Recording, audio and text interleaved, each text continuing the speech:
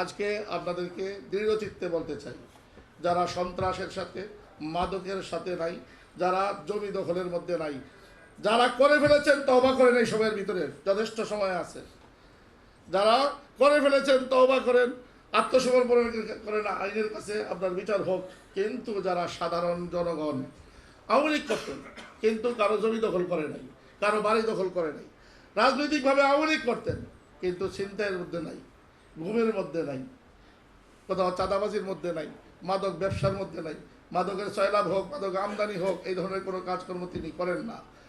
এমন যারা সাধারণ জনগণ আছে, ইনশা আল্লাহ অন্তত 4 নং নারায়ণগঞ্জের 4 নং আসনে এমন আওয়ামী লীগের ভাইরা জামাই আদরে থাকবেন ইনশাআল্লাহ। আপনি যদি সমাজের বিরুদ্ধে দাঁড়িয়ে থাকেন, তার বিচার হবে। আর যারা জানে যে সে বিরুদ্ধে দাঁড়াইছিল, তারা অলরেডি কি বাইরে খেলতে চলে গেছে, তাদের সাঙ্গপাঙ্গ শুধু চলে গেছে। এইখানে যারা আছেন নিরীহরাই বেশিরভাগ আছেন, যারা এখনো আত্মগোপনে আছে, তাদেরকে বলবো আইনের কাছে আপনি আত্মসমর্পণ করে আপনি পরিশুদ্ধ হন, তওবার মাধ্যমে পরিশুদ্ধ হন। যারা হবেন না, আপনি কি বিএনপি করেন না, জামাত করেন না, আমার জমিয়ত করেন না, হেফাজত করেন না, আপনি চাঁদাবাজ যদি হন, তাহলে আপনার রেহাই এইখানে হবে না।